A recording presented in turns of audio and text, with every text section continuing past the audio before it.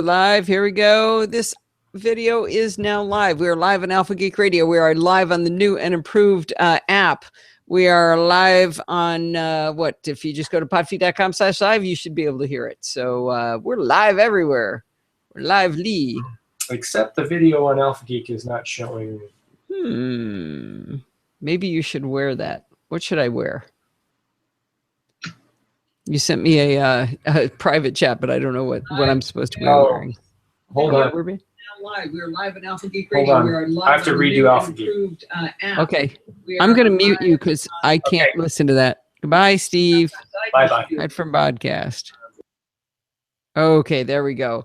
All right, Steve is working on Alpha Geek and doing something. Let's do a quick. Actually, I should do the roll call first. We've got Donald and Steve and Brett and Bob Lee and that chatty bot and Horse. Kirshen is here. Kirshen, we haven't seen you in forever. Nice to see you. Powerbook 540 is here. Sandy, Shane. Shane's in the chat room for the first time ever. Been a long-term NosillaCast. We've been on the show before, but just hasn't been in the live chat before. Switcher Mark making a rare appearance like a unicorn, and we've got Alistair Jenks, who is not working. I mean, not playing around. He is working completely. Nice to have Kirshen back. All right, let me do a quick. Let's see. Powerbook 540 is Lewis. Is that right? Am I remembering correctly? Oh, good. On the app, on the new and improved app. What do you think of it, Lewis? All right. Haven't seen Horse in a while either. Curtsies. All right. I remembered a name. It's a miracle. Okay, let me shut this. Oh, good. That's good to hear. It's a good app. Here we go. Let me do a test recording. Hi, this is Allison Sheridan of the NosillaCast podcast, hosted at podfeed.com. And tell me if playback comes through. Hi, this is Allison Sheridan of the NosillaCast podcast, hosted at podfeed.com. I believe that should have worked. Storm is here. Haven't seen Storm in a while. Yay! How exciting. All right, leaving Elijah. Playback is good. We have playback. All right, let me know when Kevin sneaks under the wire. Sandy's in charge of making sure that he's nice to Shane and doesn't misbehave. You got to keep an eye on him all the time. So it's good we've got Sandy taking care of him. Everything ready? All right, let me bring this down. And let me bring this up. And we're going to start recording. To anybody who is new to the show, if you're new on Alpha Geek Radio, this is the creation of the NosillaCast. You are not watching the actual show. You are watching the recording of the actual show. And the actual NosillaCast podcast is an audio-only show. So you're watching me create it and make mistakes and have the chat room yell at me and tell me silly things are happening. So I am going to go ahead and start recording now. Hi, this is Allison Sheridan of the NosillaCast podcast, hosted at podfeed.com, a technology geek podcast with an ever so slight Macintosh bias. Today is Sunday, June 7th, 2015, and this is show number 526. Well, if you're hearing this early enough on Monday, do not forget to join the NosillaCastaways in the live chat room over at podfeed.com/live for the WWDC keynote at 10 a.m. on Monday. We will also be doing a recording of the Mac Roundtable again. So if right after the keynote, so dust off that feed and hear what we think of the announcements. Really excited about WWDC, and it's a lot more fun if we get a bunch of people in the chat room. Basically, the conversation goes something like, did the feed pause for you? Oh, wait, I'm on the Apple TV. No, it's better over on this feed. Where are you getting it? I can't get it. That's pretty much what we talk about most of the time. All right, I'm going to drop in a little recording here. And this is going to be Mac Stock. I can't believe Kirshen's not going to be at Mac Stock. I still can't believe that.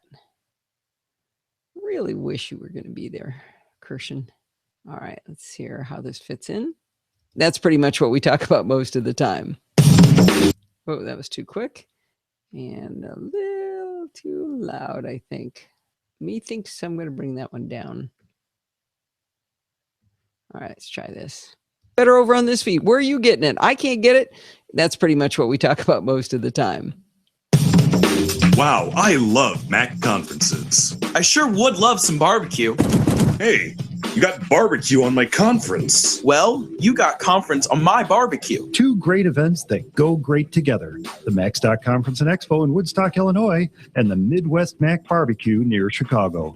Both take place on Saturday, June 20th, 2015. The MacStock Expo will have terrific sessions from some of the best independent Mac writers and podcasters around, as well as great giveaways from sponsors like Corel Software, ProSoft Engineering, Otherworld Computing, McCallie, Point Software, and the Route 47 Transportation Group. The low price of $79 gets you in the door and every single session. Plus, special breakout rooms will be available all day long. Go to MacStockExpo.com to get all the details. But when the conference is over, the fun doesn't stop because... All right, I'm going to stop it there and go back and do some more recording here.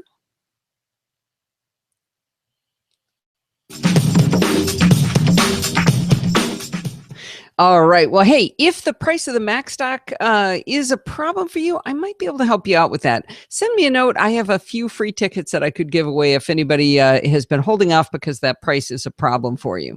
Steve and I are super excited about this, and we hope to see a lot of you guys there. I know a bunch of people are going. It looks like it's going to be really fun.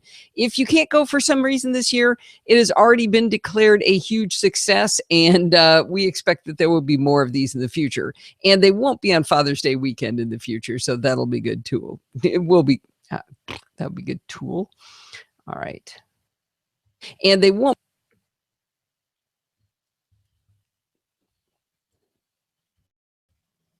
And the future ones will not be on Father's Day weekend. Well, I'm afraid I'm going to have to call it. Fitbit time of death for me was 10 p.m. Saturday, the 6th of June, 2015. I've been wearing both the Fitbit and my Apple Watch for the last 5 weeks, and the Apple Watch is definitely a massive, massive winner. I'm getting much more full body exercise and not just steps anymore. And I realized it's been weeks since anyone in my Fitbit's friend list mocked or cheered me. That was the reason I kept wearing it, was I didn't want to give up my community. I would love a new community. So if anybody knows a place where you can automatically share your Apple Watch fitness statistics with other people and mock them and give them a hard time if they're not doing as well as you are, I would love to hear about it. Hopefully that's going to grow up. But I got to tell you, after I stopped wearing the Fitbit today, I started noticing this one really weird thing. Every time I stand up, I tap the area on my waistband where my Fitbit was. I had no idea I was doing this. I guess I've been checking to make sure I have it on for how long? How long have I been doing this? Years and years. I mean, I've been doing this for quite a while, and it's really freaky that I keep doing this. It's a really strange feeling, and I can't seem to stop myself from doing it. I do have to say it's a sad day, though, because I've had so many great memories, like the time when Jean McDonald and I were coming back from a snorkeling trip on the MacMania cruise in Australia, and I asked, should we take the stairs? And she said, why? We aren't wearing our Fitbits. Anyway, there's a lot of great memories like that, but it's time to go now. R.I.P. Fitbit. Hey, I wonder if I can sell this on Gazelle. All right, let's move along with another very important announcement. I asked Donald to give us a recording for the new app. And I think I'll go ahead and put that up on the same track, actually. I'm going to put him up there. I'm going to take that track and put it down here. I'm going to put that track and put it down there. All right, here we go. If I can sell this on Gazelle.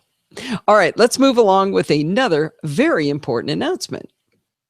Hey everyone, Donald from Otakano Podcast here with a great announcement.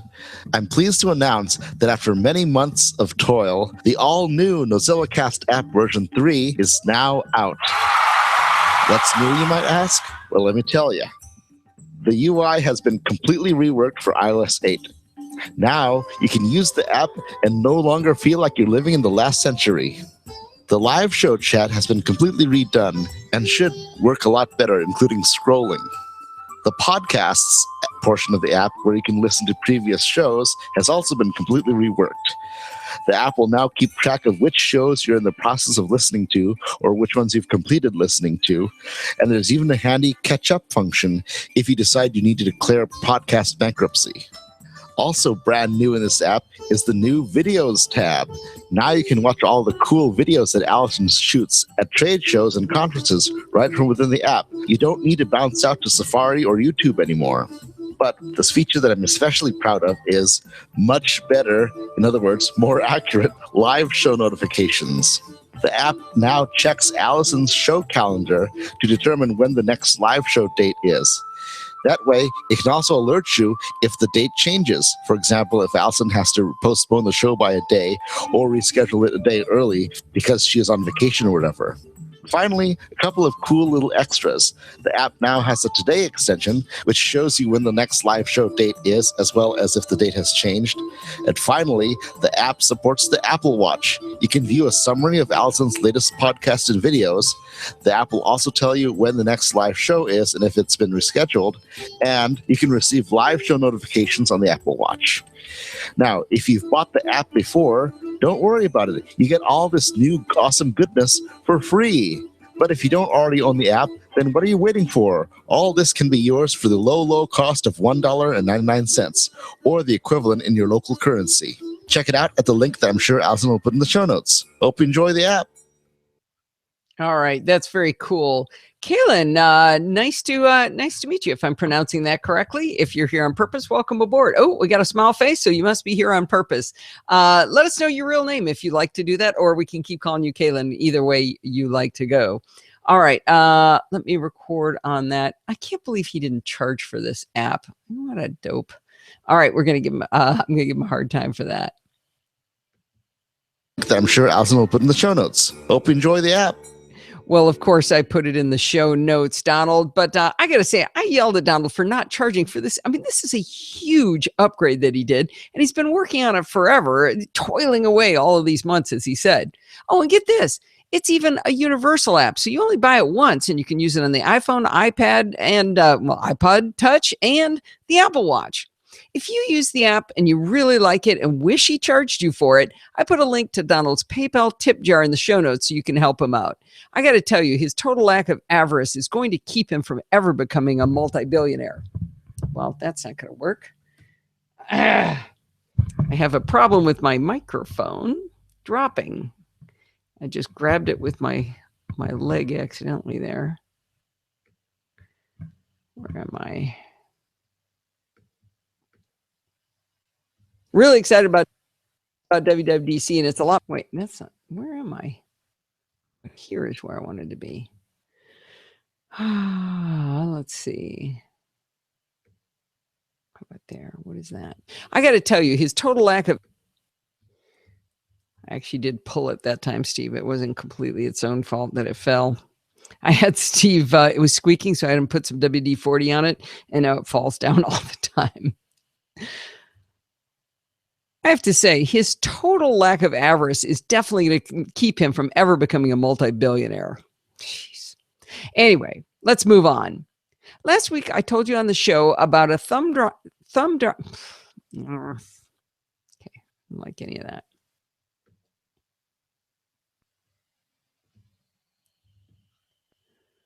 I really think that sometimes when you just mess up, you can't get back on track. I have to say, I think his total lack of avarice is going to keep him from ever becoming a multi-billionaire. Well, last week on the show, I told you about a thumb drive-sized external SSD called the Envoy Pro Mini from OWC. In the review, I talked about the speeds I was able to measure, which weren't as high using Blackmagic speed test as what OWC had in its specs. They explained to me that the Blackmagic uses uncompressed data like video, while the Envoy Pro Mini is more suitable for compressible data, and they consider that more real-world testing if you test for compressible data. I'd reached out to them for a bit more explanation a couple weeks ago, but unfortunately they didn't get back to me until after that review went live. The good news is that they got to be back to me this week with a really good explanation, and it's super nerdy, which is how we like it around here, right? Part of my question was why they said the Blackmagic test wasn't applicable, and yet I know OWC has used Blackmagic speed test to demo their other products. Their answer was pretty long, but I'm going to try and pull out the most interesting parts and read them verbatim. So the first question I asked was why video wouldn't be what they call real-world tests. They said, the components used to build a particular SSD can affect this. There are many different flavors of SSDs on the market now, and each is built a little differently than the next. One main difference is the type of NAND flash they're built with. Two commonly used types of NAND are synchronous and asynchronous. Our SSD line includes many drives that are built with both types of NAND. The Envoy Pro Mini you're testing with is built with asynchronous flash. Now, they're going to come back to the asynchronous flash thing a little bit later, but let's keep going on with the real-world test question first.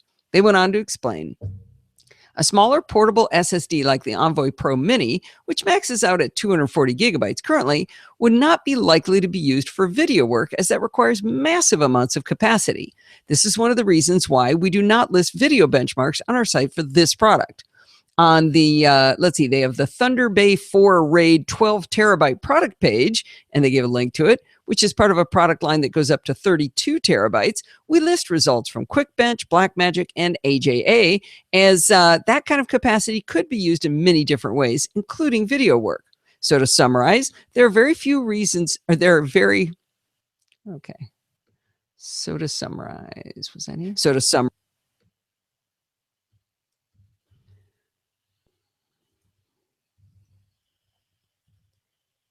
So to summarize, there are very few. Okay, I keep saying it backwards. It's the exact opposite of what they meant. If you switch those two words, it doesn't mean the same thing. So to summarize, there are a few very good reasons why we don't use Blackmagic to benchmark this particular product. The Envoy Pro Mini is built with a SandForce processor and asynchronous flash. Both of these components require compressible data to shine. Almost all video workflows use incompressible data. Given the size of the drive at 240 gigabytes and the very few video files it could hold, as well as the speeds you see with incompressible data, it's just not the right tool for the job when it comes to video editing. Okay, this is Allison talking now. That does make complete sense. When I was thinking about video, I meant like, throwing a few movies on it for a trip to use on a MacBook or MacBook Air with limited capacity. I wasn't thinking about actually recording video to the device. I mean, the completely uncompressed video from a camcorder or something. And that is what Blackmagic is testing. Now I understand what they meant. All right, my second question was why the SSD in a normal USB enclosure, which I also purchased from OWC, outperformed the pants off the Envoy Pro Mini. Here's their answer. The reason you're seeing the different speeds is because you aren't running a true apples-to-apples test. The Crucial drive and or Mercury Extreme drive you were testing with in the Express USB 3.0 enclosure are both built with synchronous flash. The Envoy Pro Mini is built with asynchronous flash. Synchronous flash always outperforms asynchronous flash when benchmarking with incompressible data. For a more accurate comparison, you'd want to benchmark our Electra SSD line against the Envoy Pro Mini. Our Electra line is built with asynchronous flash like the Envoy Pro Mini. And finally, our product development tech sent me some info on the AJA benchmarking. I've pasted an AJA benchmark test of our 120 gigabyte Envoy Pro Minis below. As you can see, the performance is very good, and the graph shows the peaks and valleys of the transfer speeds during the overall file transfer. Okay, I love this. I did embed the picture in the show notes so you can see it, and the AJA benchmark absolutely shows the Envoy Pro Mini performing as they said. So I love learning two different things here. One is that the type of NAND flash matters a lot depending on what kind of files you're trying to read and write. If I'm using an SSD for backup of my gazillion separate files, asynchronous flash would be just fine. But if Steve wants to be running real time while editing video in Final Cut Pro 10, he should make sure his SSD is synchronous flash. They even gave a link to download the free AJA benchmarking tool for Mac or Windows that is current, unlike QuickBench that I talked about last week and they recommended earlier, which wasn't even rated to run under Yosemite, and I didn't want to pay money for a tool that was that old. Unfortunately, I did have to return the Envoy Pro Mini before I got AJA from OWC, so I can't replicate the test that they showed in the image, but I trust them. I mean, it says exactly what it should be doing, so I trust OWC. I did run AJA on the OWC external SSD that I was talking about earlier, and I got great results. I got around 375 megabytes per second read and write. AJA has a nice interface and lots of options, so I'm going to be keeping AJA on hand for future testing of drives. I have to say that I'm still bullish on the Envoy Pro Mini for portability. And remember, the speeds of transfers were too fast for me to actually see unless I was moving multiple gigabytes of data across to it. Remember, storage is like bikinis. The smaller they are, the more they cost. Whew. I'm going to have a long time to go back to read everything. Oh, good grief, you guys have been chatty. Wow. I get a little dotted line that shows me the last time I read what you were saying, but Brett's getting stressed out about the transportation. Didn't they put some stuff on the MacStock website about that? About ways to get back and forth?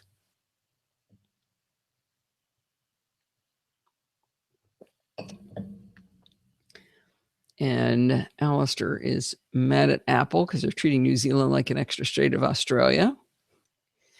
I hope they get you the watch soon. All right. R.I.P. Fitbit. Got any plane tickets? Oh, that's what you really need, Horse. You'll front the money for the for MacStock. It's the plane tickets that get you. Where do you live, Horse? Oh, Alistair sold his Fitbit after he got his iPhone 6 Plus. I got to tell you, you miss a lot of steps. Did you see that post I did, Alistair, where I showed the graph of how many steps I get from my phone versus my Fitbit versus my watch? You miss a lot of steps. You're not getting credit for that. That does explain why you haven't been up in the stats lately, though. 1,910 calories yesterday. Good gracious, Kirshen. Holy moly. All right, I'm too far back. I got to start watching down here. Brett, I think there will be people to share the taxi with, definitely. All right, Sandy, make sure you keep an eye on Kevin.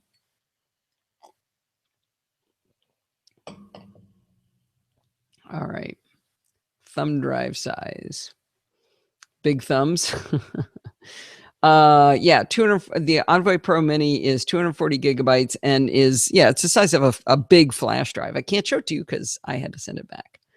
All right. Steve needs a new iMac. Okay, that's good. Okay.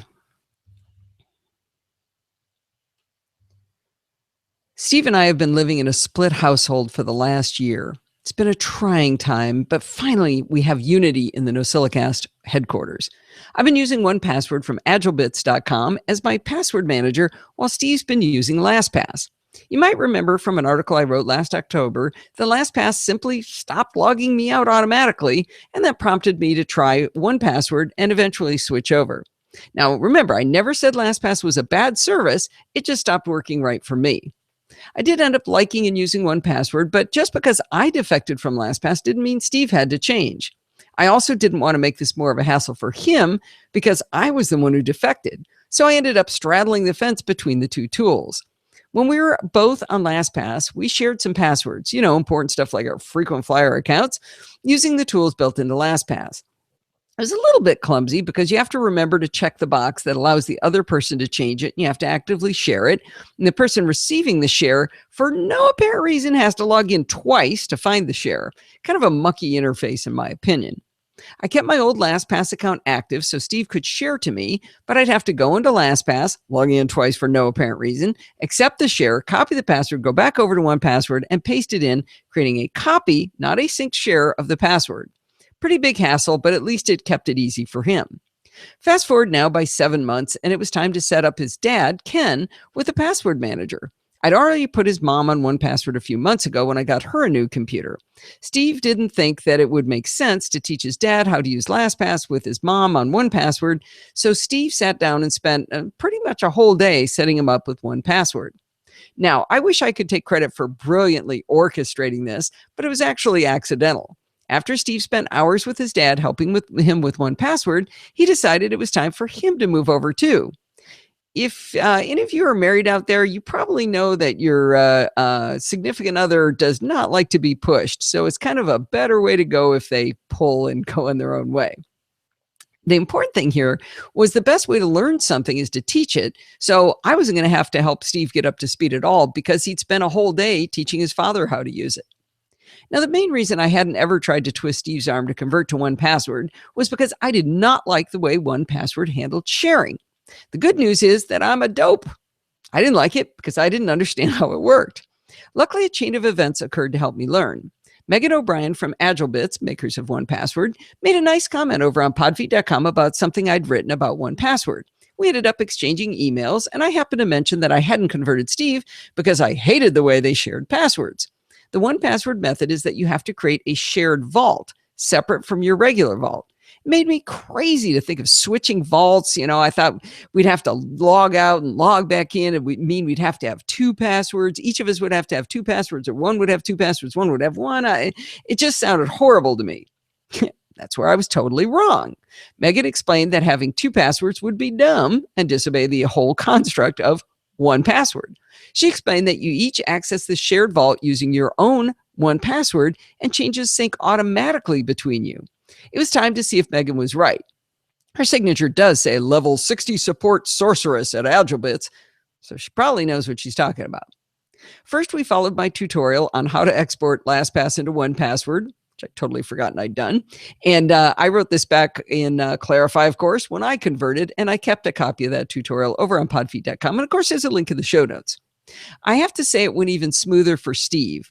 I don't know if you guys remember, but there's a script a guy wrote that I had Bart check to make sure it was legit. This guy, just an uber fan of 1Password, wrote a script that takes the CSV file, the comma-separated value file you can export out of LastPass, and converts all the database records so that they're readable into 1Password. And back when I did it, there were a couple of problems that I had to fix, but it went much smoother for Steve. I think his translation has been improved since I used it. The only thing that didn't come across was any attachments, and there's really no way of transferring that because all you can export out of LastPass is the CSV file, not the attachments. They're just not there, right? So it turned out he didn't have very many of them, so it wasn't a really big deal to reattach those. Now, with both of our primary vaults in good shape, it was time to test this crazy shared vault idea. I created a new vault, but gave it the same 1Password as my primary vault.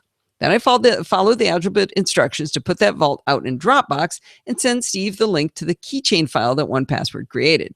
Then on his Mac, he double-clicked on that shared vault keychain and it opened it as 1Password.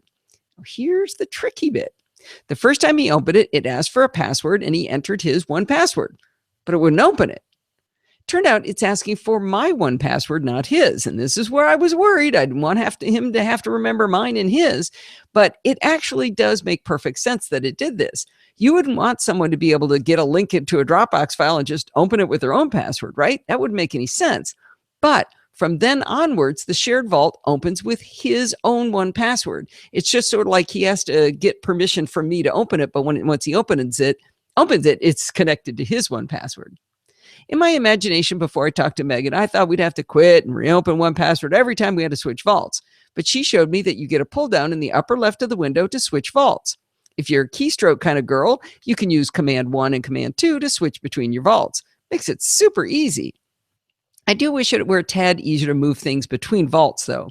You have to right-click on the item, choose Share, choose the vault, and then choose Move. Seems like a nice little drag and drop would be easier. I guess it's not something we're going to be doing daily, so it's not that big of a deal, but I still think it should be easier. Megan did comment, I think she commented over on the blog post, or not, if not just an email to me, that that's something that they're considering doing, making that a little bit easier. So that's good to know. Steve says, and I wanted to kind of give you his review it, that 1Password is a much nicer interface, both from a visual cue perspective, as well as for pure usability. Setting up passwords to be shared is a smoother experience, but once you're sharing it, he and I find it clumsier to use a shared password. The switching of vaults is annoying, and the bad part is I keep thinking I've lost one of my passwords until I remember it's in the other vault. So I do a search for my bank account, let's say, and that's when I share with Steve, and it'll come back and there's nothing there. It's like, oh my God, I lost the most important. Oh, it's over in the shared vault. Hopefully after a while, we'll get used to which passwords are in which vaults. It is even clumsier to switch vaults in the iOS app, unfortunately. It's actually 4 taps to switch vaults, and there's no indication of which vault you're in until you go into Settings, Vaults. I think a nice toggle or pull down right in the main screen would make this a lot easier. Now that I think about it, maybe that was the part that she said they were going to work on. Bottom line is that the NosillaCast headquarters is now unified, and we're both happier using 1Password. I will say this one more time.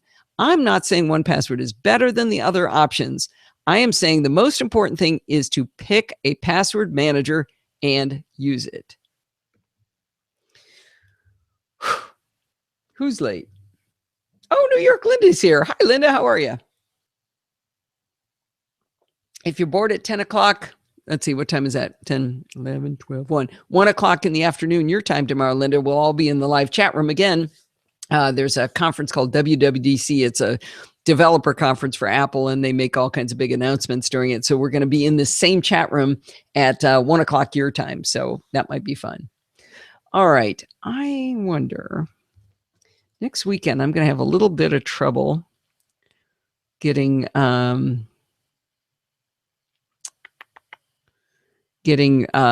show done because I'm going to Steve's nephew's graduation parties. Yay, we get to go to Bakersfield. I wonder if I should skip this hot water circulation pump story.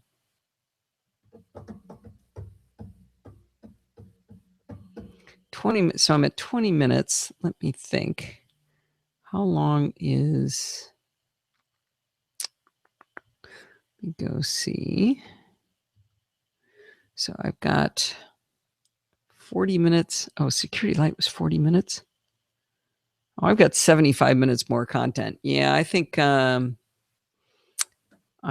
this is going to move. I think we're going to have to move that out. You're not going to get to hear about my hot water pump this week.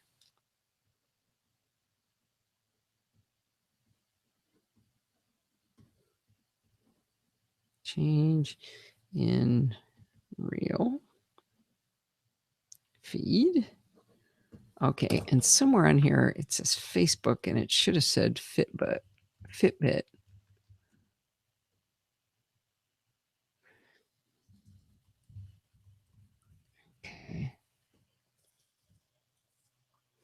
Okay. We're doing good. Steve, you might need to fire up that barbecue because I'm going to speed this up a little bit. Hot water heater as well? What? No, it's a hot water recirculation pump.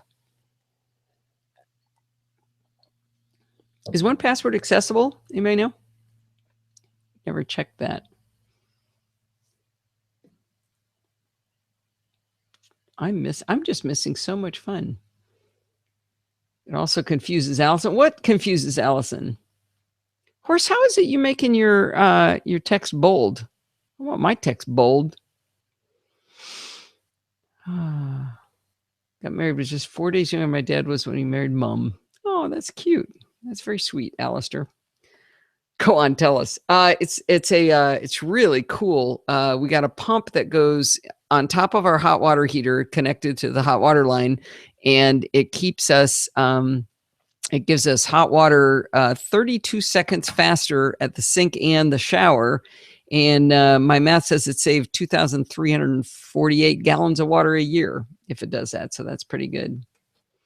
Ooh. We like basmati rice, but I made homemade basil, so we're going to have pasta with basil sauce tonight. Yum. All right. What am I doing? I'm just flicking around here. I should record clarify. Okay.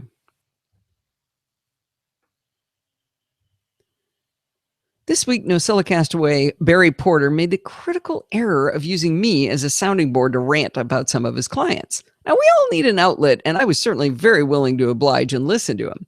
The error he made was that by chatting with me, he ended up doing some tech support for me.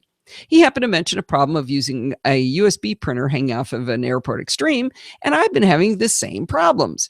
In his rant, he mentioned something about WPS printers, but I didn't follow what he meant in his written explanation to me. So I mildly suggested make a clarify document for me. I love knowing that almost all of you, but there's got to be a few left, have already bought Clarify. In a couple of seconds, he grabbed a couple of screenshots, which you could have done with any tool, but he's able to annotate them quickly with an arrow or two and make sure I was able to understand. In just those few seconds, he shut me up so I'd quit bothering him with endless clarification requests. Get it? Clarify clarifies things for people. Did you ever notice that? Anyway, if you'd like to get rid of annoying friends, relatives, clients, get them off your back, get yourself a copy of Clarify from clarify-it.com. Oh, wait. No. If you have clients who pay you by the hour, do not use Clarify to help them. Don't want to worry about increased velocity. Still means same volume in less time, doesn't it? It isn't increased velocity. It's the same velocity. It's keeping hot water at the pump. Okay, I'll explain it. Well, I'll tell you about it again next week. But what it does is it fills the column of water from the hot water heater to the shower or sink, in this case the sink, with hot water by pushing the cold column out of the way back into the cold column, into the cold side. So it's got a valve that watches the temperature. I didn't say hot water heater. Anyway, it's got a valve where when the temperature goes below, say 90 degrees, it opens that valve and then hot water can flow towards the cold side. So you've basically always got kind of lukewarm water whenever that pump is on. We don't run the pump all the time either. We only run it during certain hours. So Steve's got, 2 or 3 zones during the day when it's on. So you've basically got lukewarm water right away and hot water 32 seconds faster. So yeah, it was kind of a joke. I hope so.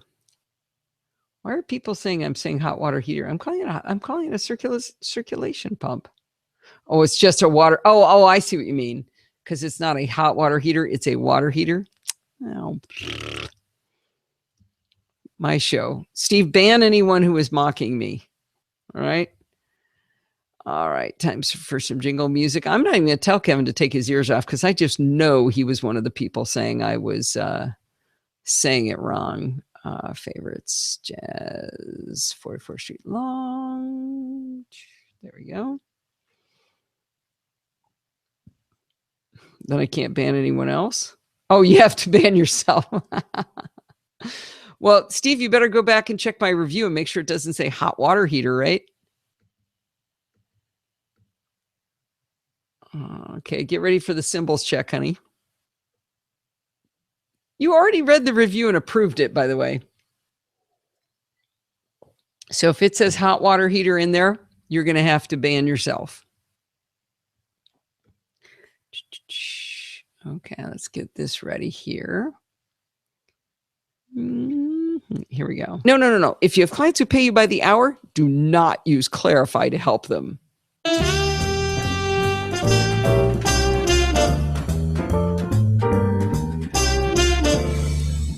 Well, it's that time of the week again. It's time for Chit Chat Across the... Actually, Kevin, my friend Eric used to always say, irregardlessly, just because of that.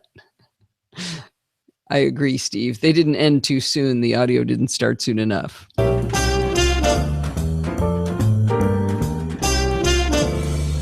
Well, it's that time of the week again. It's time for Chit Chat Across the Pond, and Bart Buchatz is here to start it up. Okay, put up with that. Okay, let me get to the other end. Before I forget, I got to make sure. I may let you listen a little bit of this, but I want to make sure I get both halves of Chit Chat in here because they're in 2 pieces. I have no idea whether there's a gap at the end or nothing. Later. Okay, so cut. Got a little silly towards the end there. Well, we know for sure this is a time.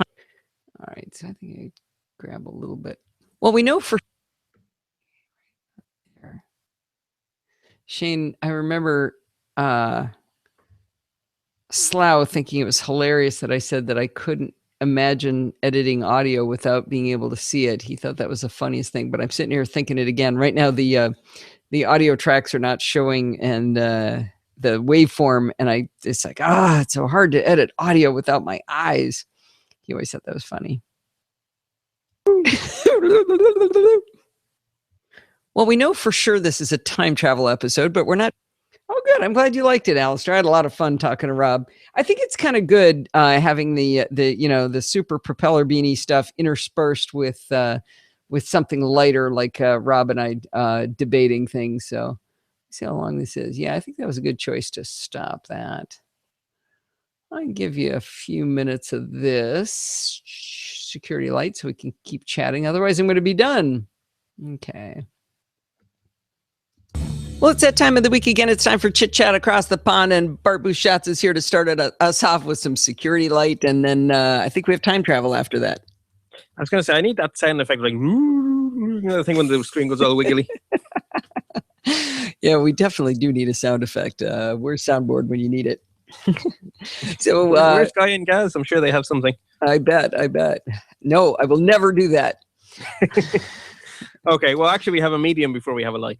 All right, well, let's go ahead and dig in. We have two mediums. Or is that media? Anyway, however you pluralize medium, we've two of them. So the first off, there's a story doing the rounds, which is probably overhyped, which is a reason to put it in security medium so we can talk about it. So you may or may not have seen reports that there's a terrible flaw in iOS that allows people to steal people's Apple ID or Apple Pay credentials, which is not really true. So let's give some background information. This is all to do with something called Captive Portal. So if you've ever been to a hotel, some public institutions do it. There's, basically it's the kind of internet where when you look at the wireless network in your iPhone's list of networks, it has no lock icon next to it, so it's completely open. But when you connect to it, you can't actually hit any web pages until you log in on a web page. Yeah, I know those kind. Yes, that's called a captive portal. And sometimes they're used to make people log in hotels where you put in your room number and your surname and they can then prove that you're supposed to be on the internet. Mm-hmm. Or some places do it to make you accept acceptable usage policies. So on Irish Rail, you have free Wi-Fi on the trains only after you say that you promise to be a good boy. And so the captive portal pops up to tell you what the rules are and to make you say, I promise to behave. And then you're allowed on the internet. Okay. And early in iOS's history, these kind of captive portals caused iPhone users great confusion because when you're browsing the web, the captive portal is very obvious. Every single URL you enter diverts you to the login page, so you just log in and then you carry on. But what if you're in your Mail app, or your Twitter app, or your Facebook app? The symptom then is that the app doesn't work because it tries to go to Facebook's API and it gets garbage back and it goes, I don't know what to do. And to solve that problem, at some point in iOS's history, and I think it's at least 4 versions ago, if not more, Apple started to detect captive portals, and then as soon as you hit one, it would put up a popover of the web page so that you could log in and then everything would work as expected. Okay. Now, the issue with that, or rather what the security researchers are warning about, and it is worth warning about, but it's not catastrophic in any way. So that is a web page. And a web page can contain anything. And so if a developer makes that web page look like, say, the Apple Pay enter your credit card details page, then it will look like the Apple Pay enter your credit card details page.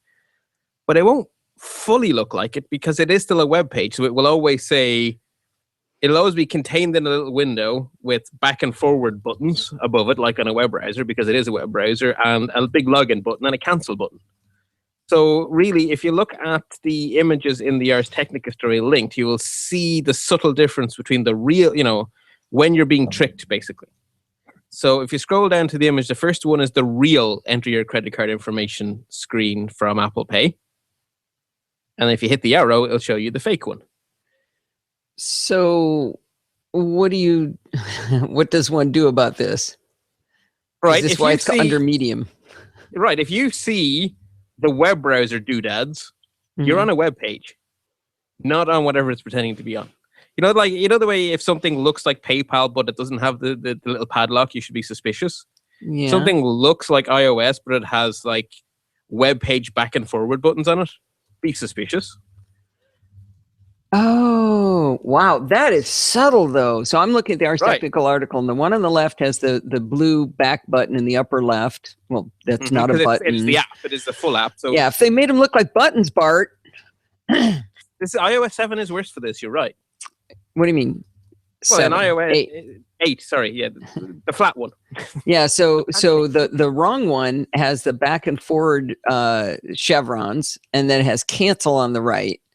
And the one, It also but has the IP address of who's asking the question, by the way. that's kind of interesting. Yeah, that does look. That's the only thing that would make me go, what? Hmm. Wow. Which is why I thought it was worth putting in security medium. So I would say to everyone, have a look at the one that you make you go, huh? So that you recognize that this is a danger sign and then carry on with life. Yeah, and ever-present vigilance, right?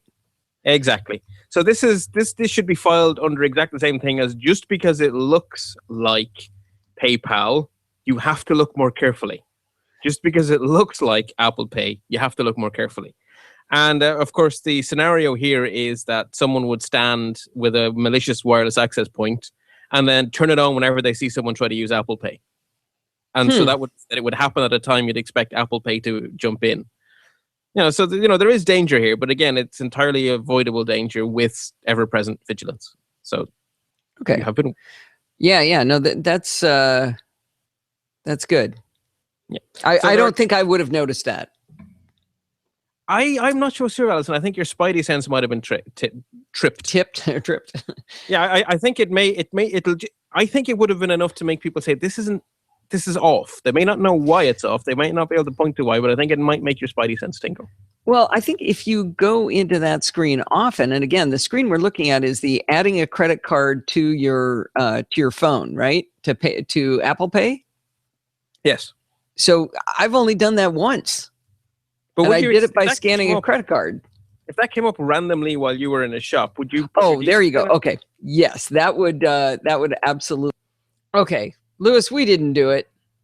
The IP address would jump out at you. I don't know. It looks awfully similar. I mean, I can see that there's an IP address there, Alistair, but I don't know. If he hadn't told me to look for it, I don't think I would have noticed it at first blush. So I don't know. That was a really good one. The captive login thing. What is that? You haven't made an Apple Pay purchase?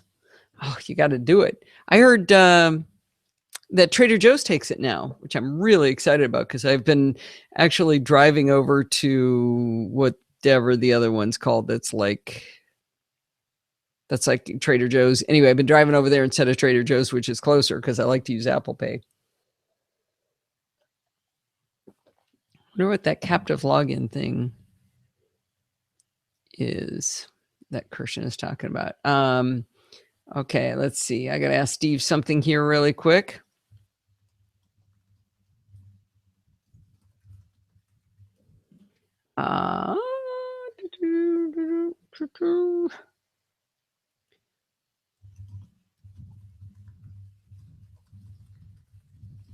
Okay.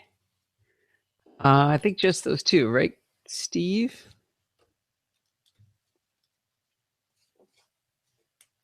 Okay. Uh-oh, my cat got lost. All right. All right, here we go. Here we go. It's getting very exciting. Yeah. All right, Bart, I'm going to cut you off here. Okie dokie. Well, until next time, happy computing. All right. Well, do not forget to join the live chat room on Monday at 10 o'clock during WWDC. We will be there having fun, but it's going to wind us up for this week. Many thanks to our sponsor for helping to pay the bills. Go on over to clarify-it.com, get that free trial. Go buy yourself a copy of Clarify. Buy one for a friend. Don't forget to send in your dumb questions, comments, and suggestions by emailing me at allison@podfeed.com. Follow me on Twitter @podfeed. Check out our NosillaCast Google Plus community. Really, I need you guys to go do that. It's over at podfeed.com/Google Plus because I just posted a question about dongles for my new MacBook. I need an answer before MacStock because I'm really struggling with a question there. I post questions there when I get stuck, so it's a great community with a lot of people helping. Oh, if you want to join in the fun of the live show, like Shane Jackson did for the first time, and Kyle did a little while ago, but I forgot to mention his name, and I want to make sure I mention him today. And Storm is back after having been gone for a while, so we've been having a big old party in there. And again, all those same people will be there during the, or a lot of people will be there during the WWDC. In fact, I'm pretty sure Bart is going to make a showing there. So if you do want to join in the fun of the live show, head on over to podfeet.com/live on Sunday nights at 5 p.m. Pacific time and join the friendly and enthusiastic NosillaCastaways. Thanks for listening and stay subscribed. I missed 20 remarks while I was flipped over. Whole Foods, that's who I meant. Good job, Kirshen. You should consider moving. How are you doing that, Steve? Now, you just unmuted yourself. I have complete control. Why? Now you took your... Why are you doing... Okay, I guess Steve has decided to be live on the video, but I think I'm the only one who can hear him. I've never figured out... I pipe audio into the live Hangout. I do not know how to pipe it back out into you guys. So, Steve, you can talk, but it's just going to annoy me. So let's see. Oh, then I should talk a lot. Oh, yeah, thanks. He's talking a lot is what he's saying. So that's great. So I think my audio shows up in the Google Plus Hangout, doesn't it? Oh, yeah. If you're in the Google Plus Hangout, can anybody tell me whether they can hear Steve? You shouldn't be able to hear him in the app, I don't think. But if anybody can hear him, tell me where you're listening and whether you hear him. I guess if you're on... okay, wait, Mark hears him and doesn't see him. Okay, you need to tell me how you're listening. No, Steve, you've got to mute that. You're going to drive me crazy. He's playing my own audio back. Drives me. That's why I keep muting him. So can't hear him in the app. I hear him very faintly in the background, but I'm not hearing his mic. Shouldn't. Wait a minute. But Lewis says he hears him in the app. You can hear him in Google Plus, right? That makes sense. I can hear and don't see him as well. That's on the app, Kevin. I need people to say where they're watching because it makes sense if you can see him and hear him on Google Plus because he's on Google Plus. Yep, on the webpage. Heard in Google Plus. Which is the same as Google Plus. They're hearing you faintly, so there must be some feedback coming through my mic or something like that. Let me listen to the end of this here. Okay. Friendly and enthusiastic NosillaCast. Okay, that is the wrong track. You are too loud. Castaways. Thanks for listening and stay subscribed.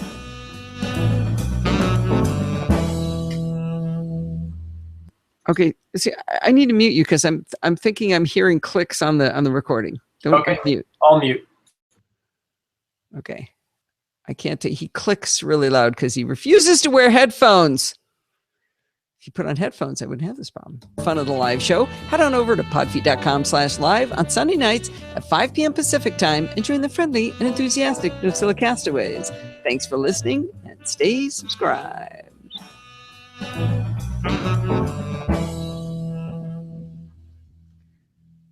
Well, I find that hard. It's hard to believe. I mean, I understand that can happen, Shane, that you can get the bleed through, but I've got over-the-ear headphones, with muffled things that have to be coming out of that and going into the mic.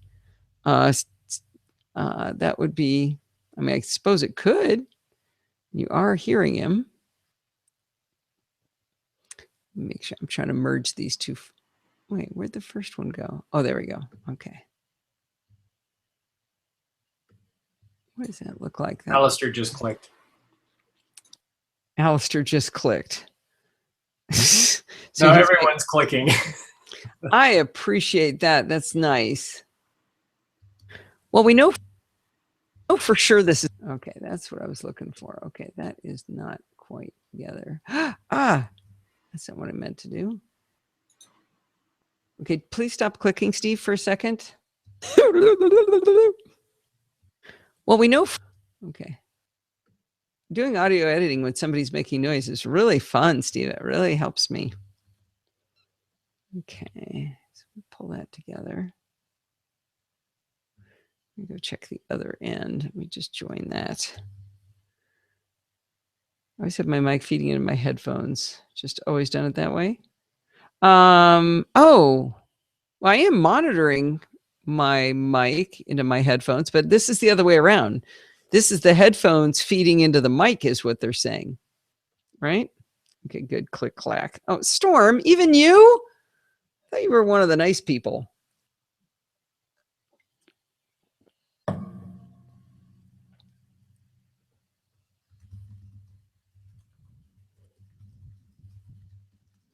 Okay, I'm blending this. I really think this would be more interesting if you could see what I'm seeing. How I lost the thing that lets you draw mustaches on yourself. Where is that? Okay. I'd show you, but I'd have to click. He said I'd show you, but I have to click. It's in the toolbox, I think. I don't think so. That's where I went over and I started playing around with all the focusing and stuff. You might. Oh, okay. There's a pencil with a mustache on it. The draw thing. That's a darn draw thing. Oh. Oh, that's draw stamp text. Stamp? Google Effects. Go to more apps. View more apps. The ellipses. Okay. Why does it have a mustache on it? Or you can drag Google Effects in as a default. Okay. I think once you put it in, it does default. So, all right. It's better if I work like this. Anyway. That is much better. Queen NosillaCast. Queen Pod Feet. All right. Now let me look and see how that sounds at the other end. Okay. If you could not click for a second, Steve. Oh, let me mute myself. Yes, please do. So people have at this code. Oh, wait. Yeah. Time. Happy computing. Okie dokie. Well, until next time, happy computing. All right. Well, do not. Okay. This is not as precise. I think it's. Thanks for listening and stay subscribed. So those latecomers over at the Mac Geek Gab are going to hit their 10-year anniversary pretty soon. 10 years? Wow. Yeah, they're kind of late adopters, you know. Hey, don't move so fast. Your crowns can't keep up. Okay. Maybe you know what I think I look best with? What was that great combo I had yesterday? Oh, you look good, Steve. Linda wants a mustache on you. There. Tesla's now getting jealous. Well, I like the fact that you can have the look like a dog and have the crown at the same time. This is a serious show. Hi, this is Allison Sheridan of the NosillaCast podcast, hosted at podfeet.com, a technology geek podcast with an ever so slight Macintosh bias. Today is Sunday, June 7th, 2015, and this is show number 526. Well, if you're hearing this early enough on Monday, do not forget to join the NosillaCastaways. That sounded good. All right, guys, I think, unless I'm mistaken, oh, I got some more joining to do. Never mind. We're not ready to call it, but we are close. It is 5:57, and what is all this nonsense? There's a cool thing in Google Hangouts, a randomize function where you can simply pull down a little like a Vegas style. What do you call the what are those things called? You just get whatever it comes up next. Just spin it. Are you on random now, Allison? Yeah, you get random. I think that's a good look, definitely. All right, I'm going to turn all this off. Show. Yes, this is a dead serious show. Okay, I thought I just told this to join. Oh, new features. Yep, this is important stuff. All right, go off and grill hot dog slot machine. Thank you, Donald. All right, guys, I think I'm going to call the show. It's 5:58 p.m. Thank you very much for coming. We're just about to export the show. We'll see you guys tomorrow at 10 a.m. Pacific time for the keynote, and I hope to see all of you guys then. So we are going to call the show. I'm going to hit export here. We are ready to go. Export. Have a great week. All right, so I'm going to say, all right, take that bozo off there. All right, I'm going to turn off the app first. Goodbye, app people. Goodbye. Thanks for paying Donald. Go tip him. All right, and now can you turn off Alpha Geek Radio? And I'm going to stop the live broadcast. Here we go. Goodbye.